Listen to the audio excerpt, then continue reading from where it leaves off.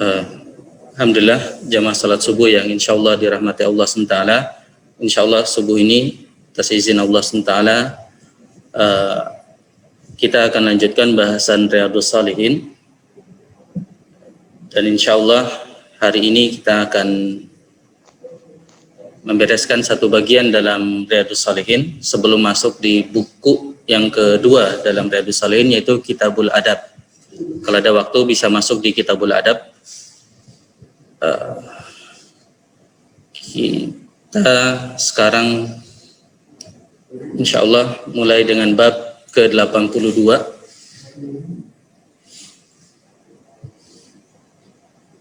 dalam Riyadhus Shalihin. Jadi ada 83 bab dalam Riyadhus Shalihin, dan 7 bab terakhir yang kita bahas beberapa bulan ini itu terkait dengan imamah atau kepemimpinan. Dan di bab ke-82 dan 83 ini 2 bab terakhir dalam tema ini.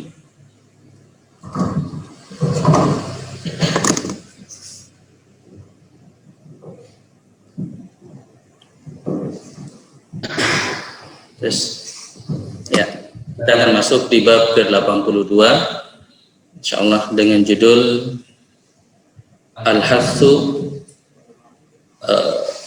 dorongan as-sultan wal qadi wa ghairuhuma, dorongan bagi sultan, qadi atau hakim, wa ghairuhuma, dan selain mereka berdua, min wulatil umur, dari para pemimpin kaum muslimin. Apa nasihat mereka? Ala ittikhadhi wazirin salihin wa tahdhirihim, untuk mengambil wazir yang saleh. Jadi sebelumnya kita bicara tentang imamul adil, pemimpin yang adil. Bab 82 ini Imam Nawawi rahimahullah membuat sebuah bab bahwa selain pemimpinnya ada yang juga sangat penting, yaitu wazirnya. Bahasa sekarang wazir itu menteri lah ya, atau yang membantu pemimpin tersebut. Ya. Jadi setelah sebelumnya tausiahnya, nasihatnya kepada pemimpin itu sendiri, di bab 82 Imam Nawawi memberikan bab khusus tentang bahwa selain pemimpin juga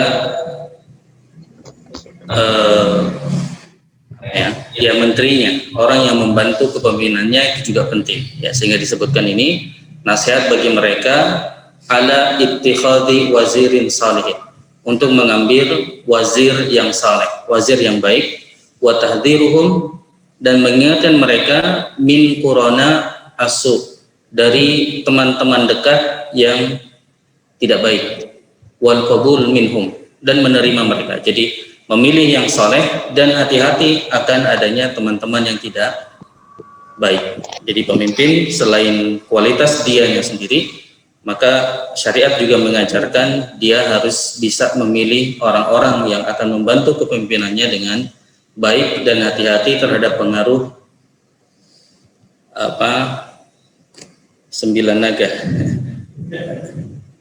itu plesetannya. Jadi orang bukan hanya pemimpinnya, tetapi orang-orang yang ada di sekitar pemimpin itu juga penting. Dan untuk murajaah, ya, sebelum masuk ke situ, terakhir kita sempat membahas 10 nasihat Imam Ghazali terhadap pemimpin, dan ini terkait nasihat yang ketiga menurut Imam Ghazali.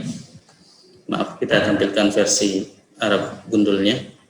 Jadi Imam Ghazali ketika memberi 10 nasihat kepada pemimpin, nasihat pertama itu pemimpin harus ngerti keutamaan menjadi pemimpin, sebaliknya resiko menjadi pemimpin. Jadi dia punya ilmu terhadap keutamaannya, juga resikonya, bahwa kalau dia tidak amanah maka dia punya masalah. Tapi juga ada kemudiaan kalau dia bisa menunaikan amanah. Yang kedua, nasihat untuk dekat dengan ulama. Dan yang ketiga, yang ini, Imam Ghazali rahimahullah, mungkin tes sejarah dulu. Lebih duluan mana muncul, Imam Ghazali atau Imam Nawawi? Imam Nawawi. Ada pendapat lain?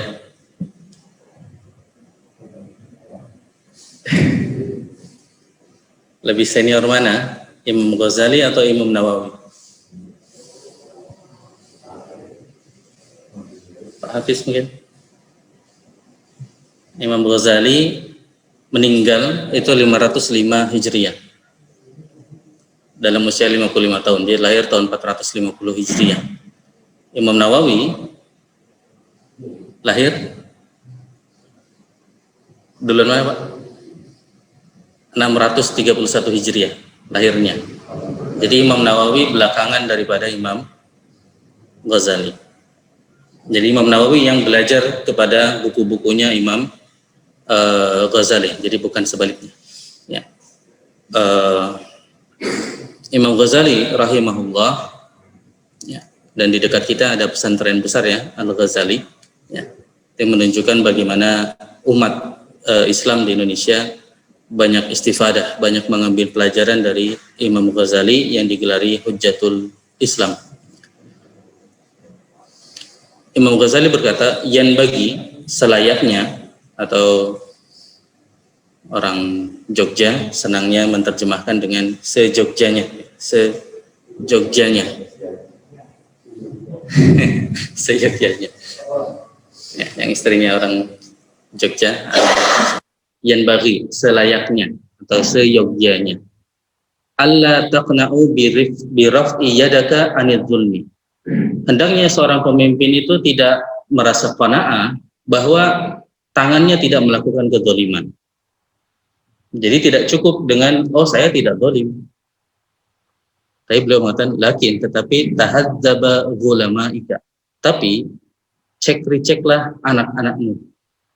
Jadi gulamaika wa ashabika, sahabat-sahabatmu, wa ammalika, petugas-petugasmu, wa nawabika, dan wakil-wakilmu. Ya, jadi orang yang mewakili amanah pemimpin, ya.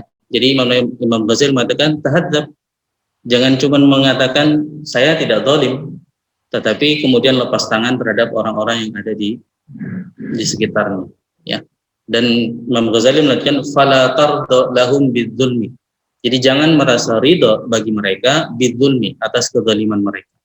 Jadi jangan merasa ridho dengan kezaliman yang mereka lakukan lalu berargumentasi yang penting saya tidak zalim. Ketika mereka ada di bawah koordinasi pemimpin tersebut, maka Imam Ghazali mengatakan fa innaka tus'alu an zulmihim. Fa innaka, sesungguhnya Anda, tus'alu, akan ditanya juga an zulmihim, akan kezaliman mereka, kama tus'alu an zulmi nafsika, sebagaimana kalian akan ditanya juga terhadap kezaliman diri kalian, ya, atas kezaliman diri kalian, ya. Jadi ini nasihat yang sesuai dengan tema kita hari ini. Jadi syariat mengajarkan selain pemimpin, di antara amanah bagi pemimpin adalah memiliki wazir as-salih, wazir yang pembantu atau yang saleh. Imam Nawawi di sini memberikan sebagaimana biasa ayat Al-Qur'an. Qala Allah Ta'ala, Allah SWT berfirman, al-akhillau yawma idzin ba'duhum li ba'din aduwwun illa al-muttaqin.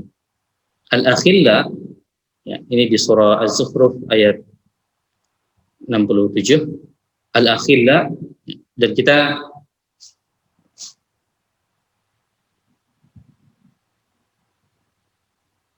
membaca syarah Riyadhus Shalihin yang ditulis oleh Profesor Mustafa Dib Al-Bugha, profesor di Syam, ya, di Damaskus, di University of Damaskus, dan telah punya banyak tulisan yang banyak juga, ya, Mustafa Dib Al-Bugha, dan kita baca buku beliau syarahnya, dan beliau menerangkan al-akhilla adalah jamak dari khalil, jamak dari al-khalil, khalil atau teman dekatnya, wa huwa as-sahib was-sadiq, yaitu sahib, teman, atau sadiq, ya, teman juga, ya. Jadi al-akhilla itu teman-teman, ya. Yauma idzin, pada hari itu, yaitu yauman kiamah. Jadi teman-teman dekat yang ada di dunia itu pada hari kiamat ba'duhum li ba'din adu, bisa menjadi musuh. Jadi di dunianya teman dekat, tetapi di akhirat nanti malah menjadi musuh. Illa, kecuali, nah, jadi seakan-akan semuanya nanti menjadi musuh kecuali al-muttaqin, kecuali orang-orang yang bertakwa. Ya. Jadi ini dibuka oleh Imam An-Nawawi dengan ayat ini. Dan al-akhillah tentu sesuai dengan konteks di sini, ketika seorang pemimpin memiliki menteri, memiliki orang-orang yang membantunya, maka tentu mereka akan menjadi orang yang sangat dekat. Orang yang akan sangat dekat satu sama lain, dan bisa jadi di dunia mereka dekat dan merasa berhubungan sangat baik, tetapi diingatkan kecuali mereka memiliki sifat al-muttaqin, berusaha untuk mensifati ketakwaan, maka di hari akhirat mereka yang di dunia ini akrab dan mungkin ngobrol begitu dekat, ya, merasa akrab sekali di dunia ini, di hari akhirat malah bisa menjadi aduun, bisa menjadi musuh, ya. Jadi nanti mereka saling menyalahkan, ya. Mereka saling menyalahkan di hari akhirat, mereka menjadi musuh satu sama lain, ya. Kalau istilah orang Sunda, mereka akan saling menjongklokkan, ngajongklokin, bahasa Sunda. Artinya saling menjatuhkan satu sama lain di akhirat. Jadi ketika satunya dihukum, mereka mengatakan bukan salah saya, tapi salah teman saya yang ngasih tahu. Jadi temannya bilang bukan salah saya, tapi salah dia. Padahal dua-duanya ketika di dunia ini akrab sekali. Mungkin duo yang mematikan, mungkin duo yang dikenal sebagai penguasa, berkuasa dan lain sebagainya. Tapi di hari akhirat nanti mereka justru musuh satu sama lain, ya, saling menyalahkan satu sama lain. Waliyahudzubillah.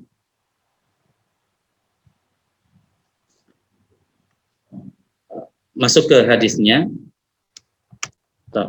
sambil tes jaringan.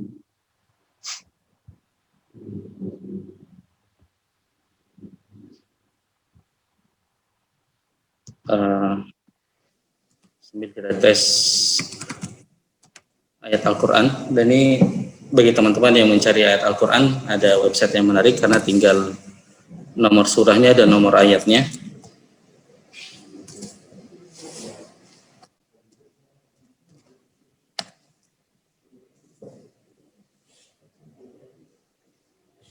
Kalau jaringannya ada,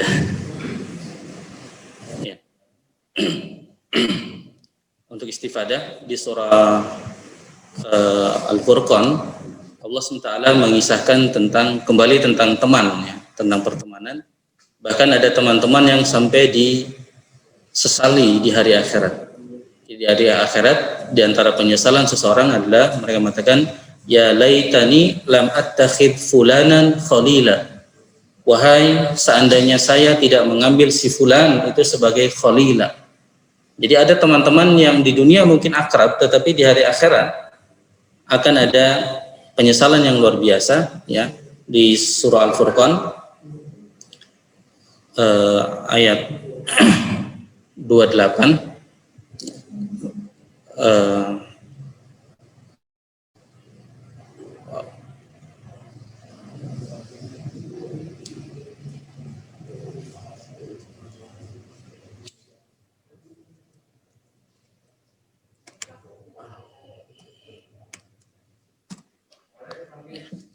Allah SWT berfirman, penyesalan ahli neraka di antara mereka menyesali, ya laitani lam attakhid fulanan khalila, seandainya saya tidak mengambil fulan itu sebagai khalil, sebagai teman dekat.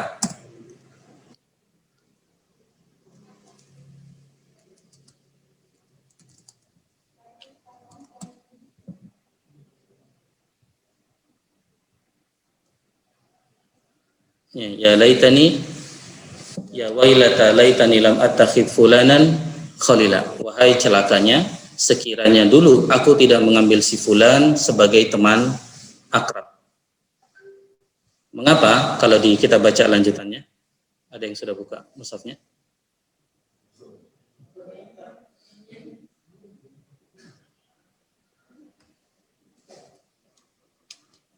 Waqad atau saya agak lupa, waqad atau laqadnya apa itu?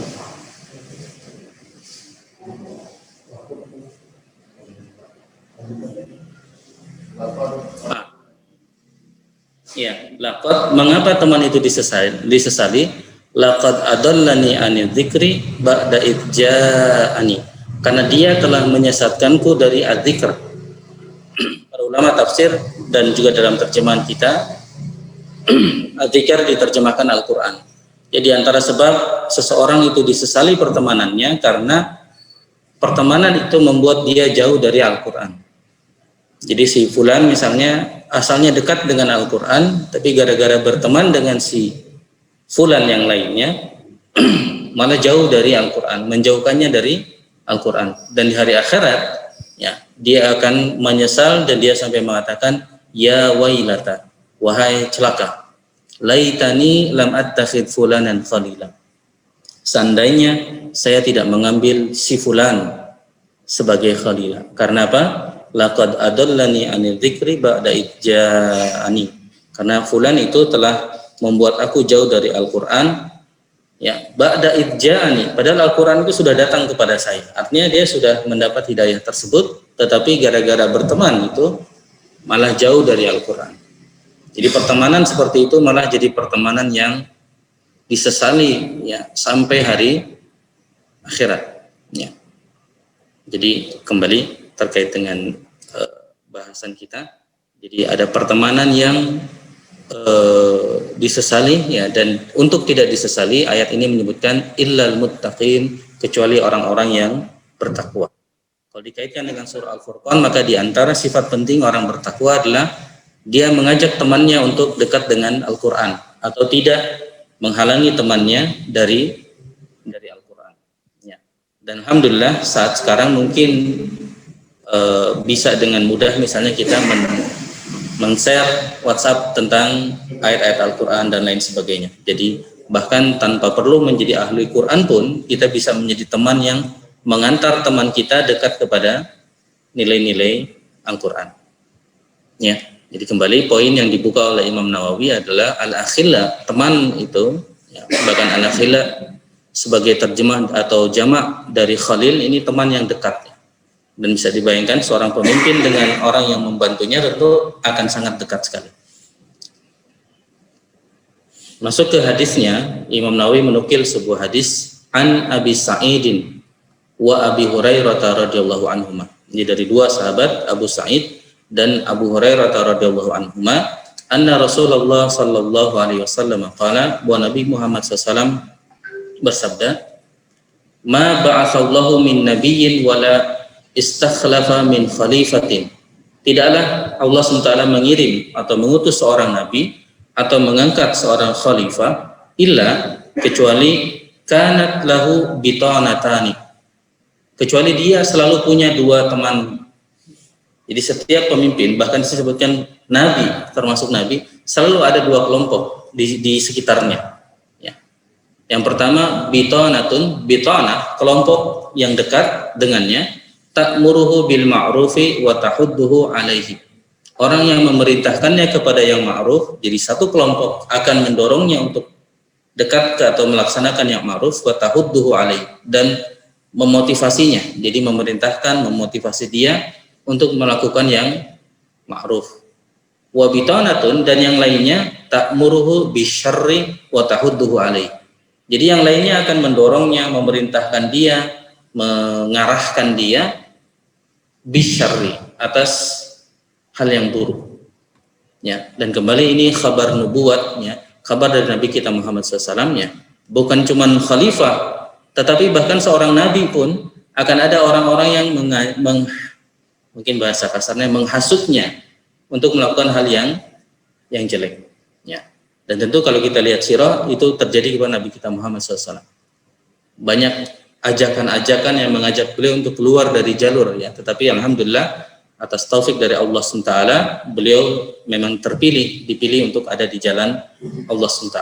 Dan ini termasuk seperti yang disebutkan dalam hadis, walastakhlafa min khalifah, dan tidaklah ketika Allah mengistakhlaf, memberi kekuasaan kepada khalifah, akan ada dua kubu, ya, ada dua kubu, ya, bitanah yang bagus dan bitanah yang tidak bagus. Dan disebutkan wal ma'sum, dan orang yang maksum man asamallah, adalah orang yang dilindungi oleh Allah Subhanahu wa taala. Dilindungi artinya dia dimudahkan untuk ikut kepada bitanah yang positif, ya. Bitanah yang positif. Ya, jadi sebenarnya selalu ada dua opsi itu yang bisa didengar oleh seseorang. Makanya poin Imam Nawawi adalah dia hendaknya memilih wazir yang saleh, wazir yang saleh. Seakan-akan dua opsi itu ada, tinggal dia memilih yang saleh. Jadi hadis ini kembali ya poinnya, tidaklah Allah mengutus nabi ataupun memberi kekuasaan kepada seseorang sebagai khalifah kecuali akan ada dua kubu, dan kubu ini kubu yang dekat dengannya.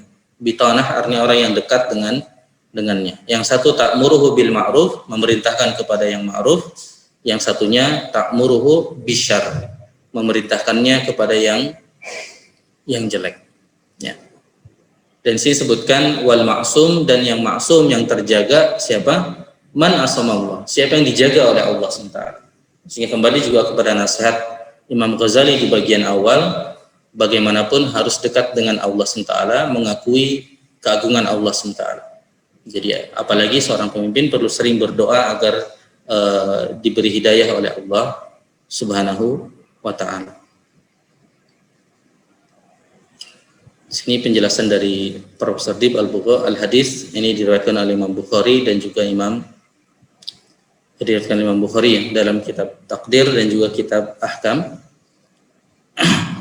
Beliau kebiasaannya syarah oleh Profesor Dib Al-Bukhari membahas tentang bahasanya. Ya.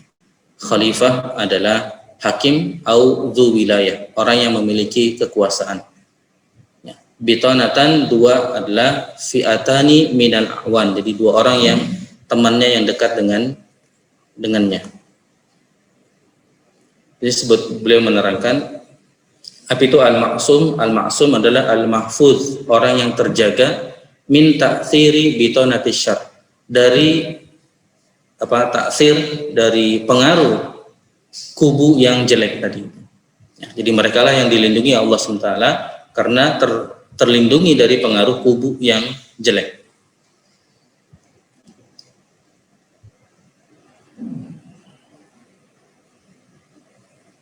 Faidah dari hadis menurut beliau, min wajibil hakim, ya, di antara kewajiban seorang hakim atau pemimpin adalah ayyakhtar, untuk memilih fi'atun minar ra'iyah, sekelompok orang dari rakyatnya, urifat bit taqwa wal amanah, yang dikenal dengan ketakwaannya dan amanahnya, wanus, dan nasihat, artinya gemar atau bisa memberikan nasihat, wa yuqarribuha ilaihi, dan mendekat kepada hal tersebut,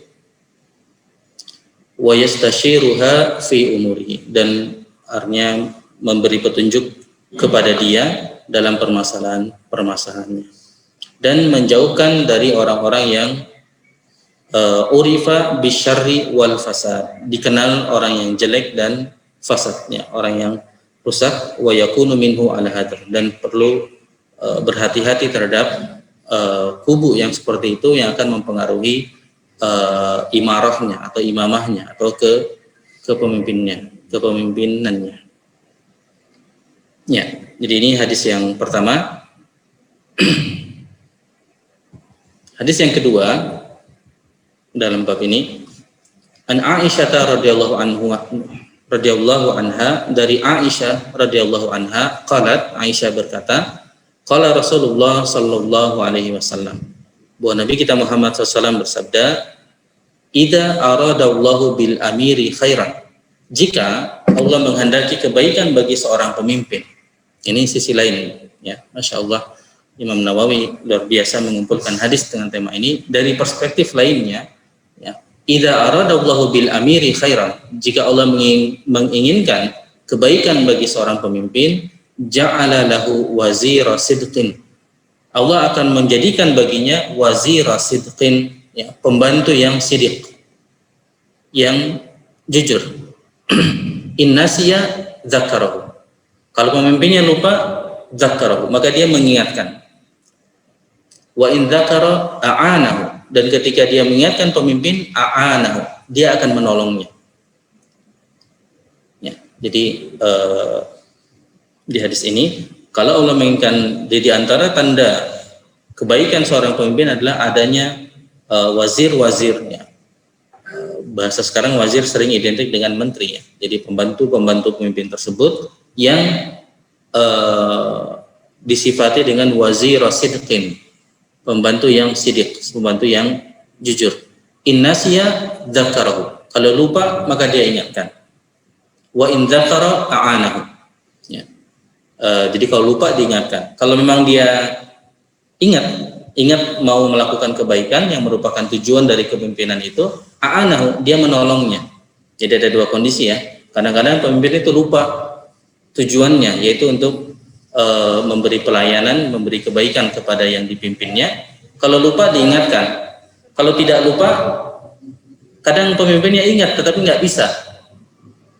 Jadi kadang dia lupa tujuan, kadang dia tahu tujuan tetapi nggak bisa, tidak bisa mengeksekusi apa yang direncanakannya. Jadi wa in dzakara, kalau pemimpinnya ingat, a'anahu, tolong dia. Jadi kadang-kadang pemimpinnya lupa, jadi ada dua kondisi ya. Innasiya, dia lupa tentang tujuan dari kepemimpinannya, dzakarahu, maka diingatkan. Ya. Jadi dia lupa harusnya lurus malah belok. Jadi diingatkan, lurus Pak. Sudah lurus tetapi nggak bisa maju-maju. Ya. Kemudiannya sudah lurus tetapi nggak bisa maju. Ya. Dia ingat tetapi dia tidak bisa pemimpinnya, maka a'anahu, ditolong. Ya. Didorong kalau perlu mobilnya. Ya. Kalau dimisalkan ke mobil. Ya. Wa idza arada bihi ghaira dzalik ja'ala lahu wazira su'in, ya. Sebaliknya jika Allah tidak menginginkan kebaikan maka dijadikan baginya wazir su, ya, wazir pembantu atau menteri yang tidak baik. Innasiya lam yudzakir. Kalau lupa tidak diingatkan.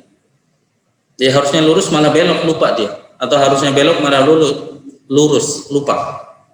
Harusnya diingatkan tetapi pembantu atau pendamping wazir ini yang tidak baik ini malah didiamkan. Dia harusnya lurus, belok, akhirnya makin jauh. Ya. Wa in dzakara lam yu'inhu. Kalaupun benar lurus, tapi misalnya jalannya nanjak ya dia tidak bisa lurus juga. Padahal udah benar tuh kemudinya lurus, tapi tidak bisa karena kembali ya eksekusi itu satu hal yang lain juga. Ya. Planning perencanaan yang benar itu satu hal, tapi eksekusi yang benar juga hal yang lain. Bisa jadi planningnya salah, dia lupa, ya, maka diingatkan. Planningnya sudah benar tapi eksekusinya nggak bisa, maka harus ditolong. Nah yang kedua ini pemimpinnya ingat tetapi lam yu'inhu, tidak diingatkan, tidak ditolong, tidak ditolong. Ya. Rawahu Abu Dawud bi isnadin jayyidin ala syarti Muslim. Diriwayatkan oleh Imam Abu Dawud dengan sanad yang jayyid, sanad yang bagus, ala syarti Muslim, sesuai dengan syaratnya Imam Muslim, ya, sesuai dengan syaratnya Imam Muslim. Ya, ini hadis kedua dan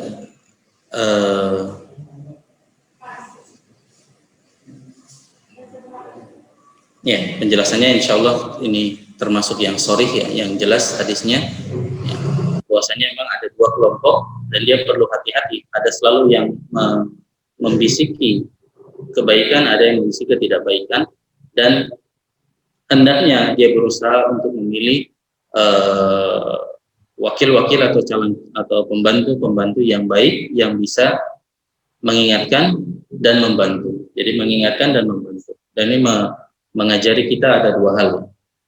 Ingat tujuannya dan juga mampu untuk mengeksekusi tujuan tersebut. Kadang yang dibantu lemah dari sisi tujuannya saja lupa gitu, maka perlu diingatkan. Kadang ingat tetapi tidak bisa untuk mengeksekusi, maka perlu perlu ditolong. Ya. Dan posisi ini juga bagi kita membuat dan bagi umat ini menyadarkan kita ya, bahwa tidak semua kita harus menjadi pemimpin, harus menjadi apa. Ada peran lain yang juga luar biasa, yaitu sebagai penasehat mereka, menasihati mereka, itu pun perannya luar biasa ya, bagi kebaikan umat secara umum. Ini dua hadis yang diberikan oleh Imam An-Nawawi dengan tema tadi.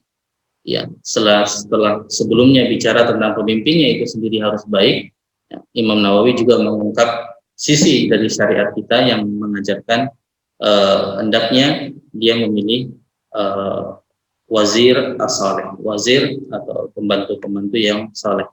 Ya. Dan saleh tadi disifati dengan pertama muttaqin, secara umum memiliki sifat ketakwaan, dan lebih detail lagi kalau pemimpinnya lupa diingatkan. Kalau ingat tetapi tidak bisa eksekusi, maka dibantu untuk mengeksekusi. Di bab terakhir kita masuk ke bab 83, dan ini bab terakhir di bagian pertama Riyadhus Shalihin. Di Riyadhus Shalihin kembali ada 83 bab di awal. Yang ini bab yang istilahnya aneka tema-tema umum.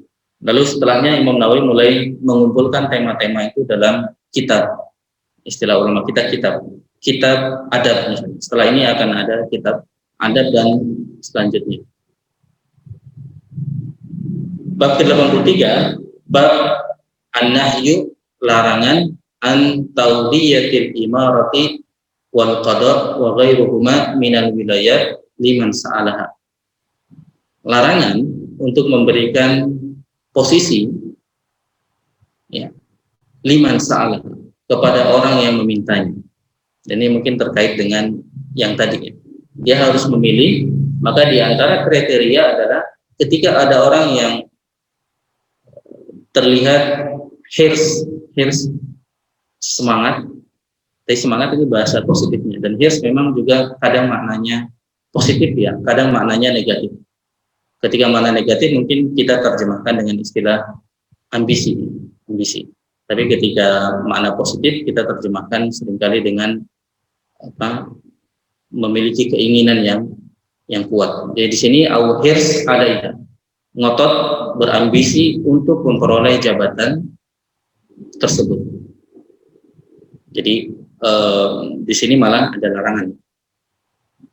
Hadisnya an Abi Musa al-Ash'ari radhiyallahu anhu, dari Abu Musa al-Ash'ari radhiyallahu anhu, qala, Abu Musa berkata, dakhaltu ala Nabi sallallahu alaihi wasallam, saya masuk, artinya mendatangi Nabi Muhammad sallallahu alaihi wasallam, ana wa rajulani min bani ammi, saya dan dua orang dari bani ammi, dari sukunya pamanku. Dalam hadis lain, riwayat lain di lebih detail, ya, dalam Sahih Muslim sebutkan dua orang itu dari Bani Ash'ari, ya, dari Bani Ash'ari. Jadi sama dengan Abu Musa, ya, sehingga disebut, beliau mengistilahkan Bani Ammi. Ya. Jadi ada Abu Musa al-Ash'ari datang kepada Nabi kita SAW, dan ada dua orang lain di sebelah kanan dan kirinya menghadap kepada Nabi kita Muhammad Sallallahu Alaihi Wasallam. Kalau lihat konteksnya, saat itu ada lowongan memang. Tidak ada posisi yang kosong, yaitu untuk menjadi pemimpin di Yaman, untuk menjadi pemimpin di Yaman. Jadi ini konteksnya, kita bisa dibayangkan, ya, tiga orang ini datang, ya, Abu Musa datang dengan tiga orang ini. Nah, jadi Abu Musa ada di tengah dan terdiam. Faqala ahaduhum, lalu yang sebelah berkata, ya Rasulullah, amirna ala ba'di ma wallaka Allahu azza wa jalla. Ya Rasulullah, amirna, tugaskanlah kami atas sebagian pekerjaan yang Allah berikan kepadamu. Ya, dalam bahasa kita mungkin, ya, kalau eksplisitnya tadi, ya Rasulullah, pilih saya untuk memimpin Yaman, kurang lebih. Kalau konteksnya kita langsungkan seperti itu. Ya, dan ini ada dalam hadis lain, yang dalam Sahih Muslim, yang berurutan hadisnya, yang menjelaskan dalam konteks yang lebih detail seperti tadi. Jadi mereka minta apa? Amirna, perintahkanlah kami, ala ba'di ma, atas sebagian yang wallaqallahu azza wa jalla, yang Allah amanahkan kepadamu.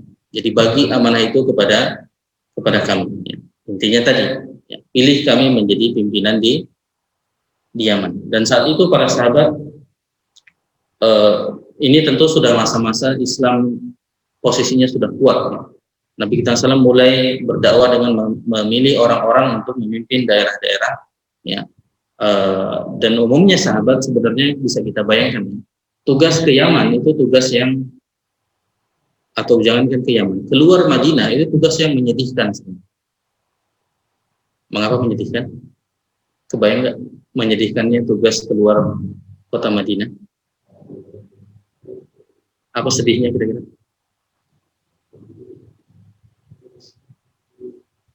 Sedihnya tentu tidak bisa berjamaah dengan Rasulullah SAW, tidak bisa bermajelis dengan Nabi Muhammad SAW. Jadi para ulama sering menekankan bagaimana pengorbanan para sahabat ketika mereka ditugaskan keluar kota Madinah. Bisa dibayangkan ya, dan semoga kita bisa membayangkan dan merindukan berjamaah dengan Nabi Muhammad SAW. Salat diimami Rasulullah SAW, bermajelis bersama Rasulullah SAW. Ini yang hilang dari orang-orang yang tugas ke daerah. Jadi agak aneh sebenarnya ketika orang malah ingin untuk pergi keluar, meskipun tidak totally salah ya, tetapi dari sisi itu harusnya para sahabat inginnya itu tetap ada di kota Madinah karena mereka ingin dekat dengan Nabi Muhammad SAW.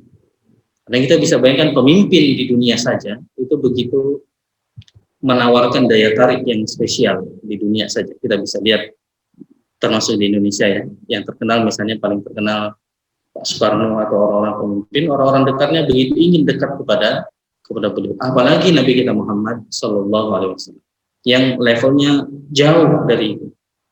Ya, jauh artinya bisa dibayangkan ya, ada orang pemimpin yang sebagian sahabat sampai melakukan triki hanya untuk bisa mencium perut Nabi kita Muhammad SAW. Jadi beliau ingin melakukan bukan trik dalam dus, tetapi beliau membuat Nabi SAW membuka bajunya, beliau langsung menciumnya. Jadi sampai dekatnya itu sedekat itu, cintanya itu secinta itu kepada Nabi kita Muhammad SAW. Lalu diutus keluar kota, itu tentu beban yang luar biasa karena jauh dari kecintaannya yaitu Nabi Muhammad Sallallahu Alaihi Wasallam. Dan dari sisi ini pun mungkin kita perlu coba bertanya. Ya, meskipun bagi kita tentu masuk surga saja sudah, masya Allah ya. Selamat dari neraka saja bagi kita sudah, wah sudah kesuksesan luar biasa. Tapi ada level-level lain yang mungkin memberi kita semangat dan memberi arti terhadap ajakan Nabi kita SAW. Kalau minta surga, mintalah surga yang tertinggi. Mungkin tanpa sadar kita kemudian juga terbawa pemahaman nggak usah lah yang tinggi-tinggi. Selamat saja sudah oke. Asal selamat di sirat saja bagi kita sudah oke. Akhirnya kita pas-pasan. Sholat asal sholat, meskipun ya alhamdulillah sholat ini sudah alhamdulillah. Tetapi lebih baik kita targetnya itu pol. Sehingga kita mulai bertanya, di surga kita sebelah mananya Rasulullah ya? Kira-kira Rasulullah itu ada di mana? Tentu Rasulullah ada di tempat paling tinggi. Ya. Kalau surga itu ada 7 tingkat, tentu Rasulullah SAW ada di tingkat yang ke-7. Dan Allah alam, saya pribadi tidak pernah mendapat nas bahwa Rasulullah SAW itu jalan-jalan. Ya. Jadinya beliau ada tingkat 7 lalu safari ke surga 6, ke surga dan surga dasar untuk melihat umatnya belusukan. Jadi ketemu dan Allah tidak ada kabar sejauh yang saya tahu. Jadi Nabi kita SAW memang bermajelis di majelis yang mulia di surga yang paling tinggi. Dan kita ya tadi ada di tingkat 1 aja, masya Allah. Kalau kita ingat kelemahan kita, kelalaian kita, kesalahan kita, lolos saja ya dari punggung neraka, wah itu udah kita langsung istapora itu. Ya. Bersyukur sekali. Ya. Tetapi kembali syariat mengajarkan kira-kira kita ada di mana. Di dunia yang sudah nasibnya kita tidak bertemu dengan Rasulullah Sallallahu Alaihi Wasallam. Dan ini pun kita sadari sebenarnya ini pemilihan dari Allah SWT.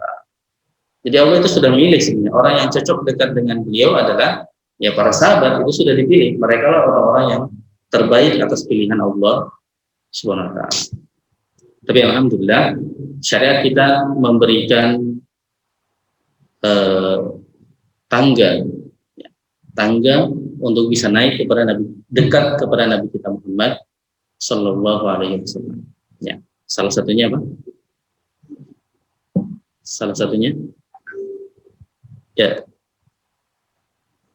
kalau Pak Haji kayaknya pengennya ada janda-jandanya.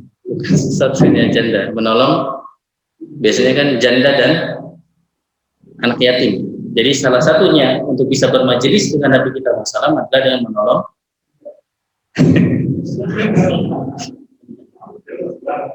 anak yatim. Kalau anak yatimnya bawa ibunya ya enggak apa-apa. Tapi poinnya adalah menolong anak yatim ini betul-betul tangga yang bisa naikin kita dari posisi yang ya secara waktu saja kita 14 abad dari Nabi kita Muhammad SAW. Tapi di surga nanti ada peluang kita bisa bermajelis dengan Nabi Muhammad. Bahkan dalam hadisnya apa? Saya dan orang yang mengasihi anak yatim itu seperti, insya Allah ya, seperti dua jari.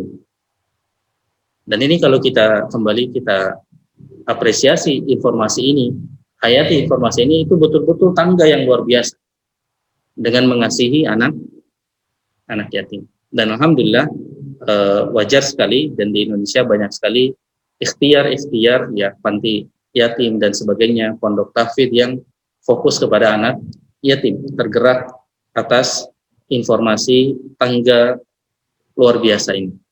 Kita yang dengan berbagai kelemahan ini ada peluang untuk bermajelis dengan Nabi Muhammad Sallallahu Alaihi Wasallam. Kembali masih dalam tema ini, sebenarnya para sahabat pun terbagi. Ya, jangan dibayangkan semua sahabat itu dekat seperti para khulafaur rasyidin. Ada sahabat yang hanya bisa melihat Rasulullah SAW. Tapi dia sahabat, tetapi dia tidak pernah ngobrol dengan Nabi Muhammad SAW. Jadi cukup dengan melihatnya. Oh, melihat Nabi Muhammad Sallallahu Alaihi Wasallam. Bahkan sebagian sahabat, ya, kalau tidak bertemu maka tidak masuk definisi sahabat. Ya. Tapi cukup dengan melihat dari kejauhan misalnya, maka dia sudah masuk sahabat. Jadi ada sahabat-sahabat yang tidak juga mendapat kemuliaan untuk betul-betul suhbah, berdekatan langsung dengan Nabi Muhammad Sallallahu Alaihi Wasallam. Masih dengan tema ini, mungkin jamaah sekalian ingat kisah di mana Aisyah berkata, Aisyah saat itu masih kecil, lalu Aisyah berkata, demi Allah, baru kali ini saya tahu ada orang menangis bukan karena sedih, tapi karena bahagia. Jadi Aisyah mengatakan komentarnya seperti dalam hadis sahihnya, dan hadis ini ya Aisyah berkata, baru kali ini saya ngerti ada orang bisa nangis karena bahagia. Jadi Aisyah yang kecil ya itu baru tahu ada orang bisa menangis ya karena bahagia. Kebahagiaan apa yang disaksikan oleh Aisyah saat itu? Ada Bapak yang ingat dalam bagian dari hijrah ada kisah yang akhirnya Aisyah menjadi saksi kisah tersebut, dan Aisyah berkomentar seperti itu. Kebahagiaan itu adalah kebahagiaan Abu Bakar radhiyallahu anhu. Kebahagiaannya apa? Jadi Abu Bakar selama mau hijrah, kan yang akhir-akhir hijrah itu akhirnya tersisa Nabi Muhammad SAW dan Abu Bakar. Dan Abu Bakar ternyata selama persiapan mau hijrah itu takut disuruh hijrah duluan. Kembali mari kita bayangkan perasaannya para sahabat. Dia Abu Bakar itu pengennya saya nemeni langsung. Tapi Abu Bakar takut, wah kalau diperintah duluan ya gimana lagi? Nggak mungkin nolak kan? Sebagaimana sahabat-sahabat yang lain, Umar sudah pergi, semuanya sudah pergi, maka Abu Bakar takut diperintah untuk pergi duluan atau pergi belakangan. Maka ketika Rasulullah datang di siang hari itu, jadi ini siang hari di mana malamnya betul-betul Nabi SAW akan pergi berhijrah. Ya, dan di malamnya di tempat lain orang-orang Quraisy rapat akan membunuh Nabi Muhammad SAW. Dan ya qadarullah beliau lolos dari usaha pembunuhan tersebut.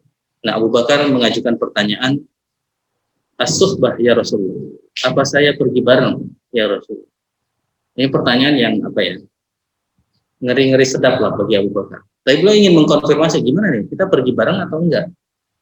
Ya Abu Bakar, as-suhbah ya Rasulullah. Dan Rasulullah mengatakan, nah, ya kita pergi bersama. Setelah jawaban itu Abu Bakar menangis atas jawaban tersebut. Kembali, kok bisa Abu Bakar menangis? Mengapa menangis? Padahal begitu dekat dengan Abu Bakar. Tapi tetap kebersamaan dengan Nabi Muhammad SAW itu sesuatu yang bagi para sahabat pun priceless, ya, begitu berharga. Jadi Abu Bakar menangis karena ditakdirkan untuk pergi hijrah bersama Nabi Muhammad Sallallahu Alaihi wasallam. Ya, kembali mungkin beberapa poin tadi mengingatkan kita tentang aina nahnu, ya, di mana kita posisinya dari Nabi kita Muhammad Sallallahu Alaihi Wasallam. Dan tadi ada tangga yang bisa mendekatkan kita kepada Nabi kita Muhammad Sallallahu Alaihi Wasallam. Afan beloknya banyak. Dari sini kembali pemimpinan di Yaman, dua orang ini meminta pemimpinan, ya. Wa qala al-akhar, yang lain lagi juga berkata misla dzalik, sama seperti yang dikatakan sebelahnya. Ya, jadi minta kepemimpinan di Yaman. Faqala, maka Nabi SAW mengatakan, inna, sesungguhnya kami, wallahi, demi Allah, la nuwalli hadzal amal, tidak akan memberikan, ya, mewalikan, ya, mempercayakan pekerjaan ini ahadan sa'alahu, seseorang yang memintanya atau berambisi untuk mendapatkannya. Au ahadan harasa alai, atau seseorang yang harasa ini tadi bersemangat, berambisi, ya, untuk mendapatkan posisi tersebut. Muttafaqun alaih. Ya. Dan akhirnya siapa yang terpilih ke Yaman? Ya, Abu Musa al-Asy'ari. Abu Musa al-Asy'ari yang kemudian diikuti oleh, dibantu juga dengan Mu'adz bin Jabal. Dan Abu Musa sampai akhirnya ya tidak kembali, bahkan akhirnya kita tahu membangun madrasah keilmuan khas Abu Musa al-Asy'ari dan Mu'adz bin Jabal, yang dalam runtunannya nanti lahirlah seorang ulama besar dalam madrasah itu, yaitu Abu Hanifah. Jadi Abu Hanifah itu kalau dilacak guru-gurunya ya ini Abu Musa al-Asy'ari dan Mu'adz bin Jabal yang memang diutus ke ini ke Yaman ya, nanti maaf agak salah, Abu Hanifah satu lagi yang ke Irak atau ke Basrah. Khair, jadi alhamdulillah bab ini hanya satu hadis, ya, dan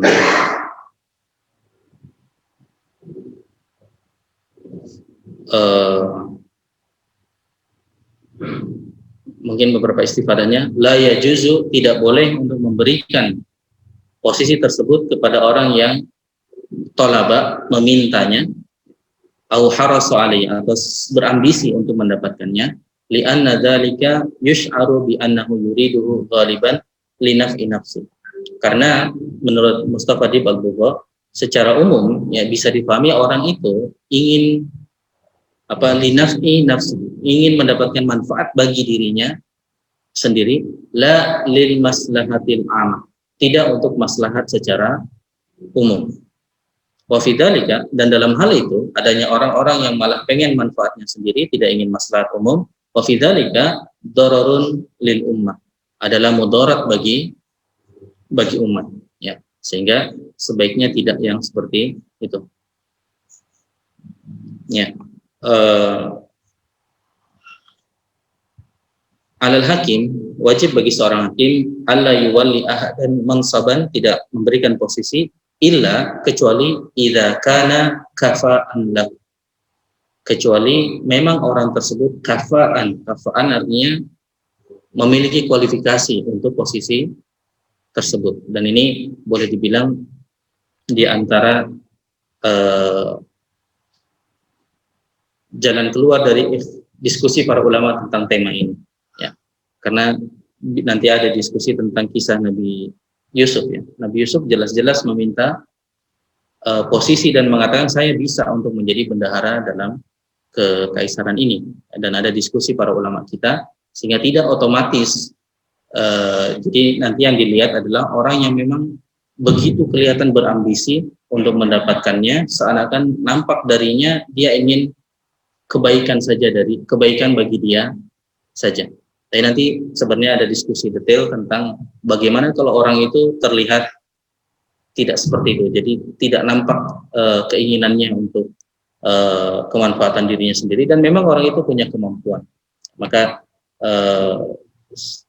ada aturan umum dan ada case per case detail yang bisa dibahas, di setiap kasus nanti dilihat orang per orangnya. Meskipun aturan umumnya tentunya sebaiknya tidak meminta. Dan Imam Nawawi ketika mensyarah ini dalam Sahih Muslim juga mengatakan, mengapa begitu? Karena dalam hadis sebelumnya Kalau orang mendapatkan posisi di mana dia dapatkan karena dia mengejarnya, maka wukil ta'alaihi, dia akan dilepas untuk jadi dia tidak akan dibantu. Allah SWT tidak akan bantu dia, ya silakan kerjakan. Tetapi ketika dia terpilih, ya karena memang dipilih dan dia terpilih tanpa dia mengejar dan berambisi, maka u'inta, dalam hadisnya u'inta, kamu akan ditolong. Nah, Imam Nawawi mengambil hadis itu bahwa mendingan kita pilih orang yang akan ditolong Allah SWT daripada orang yang tidak akan ditolong Allah SWT. Jadi perspektifnya simpel aja, ya. Daripada nanti dia nggak ditolong, jadi wah ini ada orang berambisi, bahaya nih. Kenapa? Nanti dia tidak ditolong sebenarnya. Jadi terlepas dari ini orangnya baik atau enggak, yang penting ini ada tanda-tanda tidak akan ditolong Allah SWT, dan itu yang penting sebenarnya. Yang penting dia akan ditolong oleh Allah SWT. Itu ada di bab sebelumnya. Jadi prinsip juga bahwa orang ketika naik, ya, tanpa berambisi untuk mendapatkan itu, maka diantara jaminannya wa'inta, kamu akan ditolong oleh Allah Subhanahu wa ta'ala. Teman-teman sekalian, mungkin itu yang bisa kita pelajari dari bab yang ada dalam Riyadhus Shalihin. Kembali 7 bab terakhir, kita belajar tentang kepemimpinan, dan secara umum kalau Bapak bisa lihat secara umum tema kepemimpinan dan keterdipimpinan itu muaranya ada di surah An-Nisa 58-59. 58-nya tentang tugas seorang pemimpin untuk antu'addul amanat ila ahliya. Begitu ya, ini untuk memberikan amanah kepada ahlinya, orang yang punya amanah hak tersebut, dan untuk memutuskan antara perkara secara adil. Jadi adil dan amanah ini beban dari pemimpin. Sebaliknya ayat 59-nya, bagi yang dipimpin, dia harus taat dan memberi nasihat kepada pemimpinnya tersebut. Jadi 2 sisi ini yang diperhatikan dalam syariat Islam. Alhamdulillah, akhirnya kita tamat sampai bab 88, meskipun ada yang bolong-bolong kayaknya di tengah, ya sempat kita lewat. Tapi semoga apa yang telah kita baca dan kita pelajari dari kalam Allah, kalam Nabi kita Muhammad SAW, dan juga apa yang ditambahkan oleh Imam An-Nawawi, ya, karya ilmiah Imam Nawawi dari sisi mengelompokkannya dan tambahan-tambahan yang beliau berikan, juga ulama lain, menjadi kebaikan bagi kita, hidayah bagi kita untuk semakin dekat memahami syariat ini dan menjalankan syariat ini, insyaallah. Demikian, alhamdulillah, wassalatu wassalamu ala rasulillah, subhanakallahumma bihamdik, asyhadu an la ilaha illa anta, astaghfiruka wa atubu ilaik, wa akhiru da'wana alhamdulillahirabbil alamin. Assalamualaikum warahmatullahi wabarakatuh.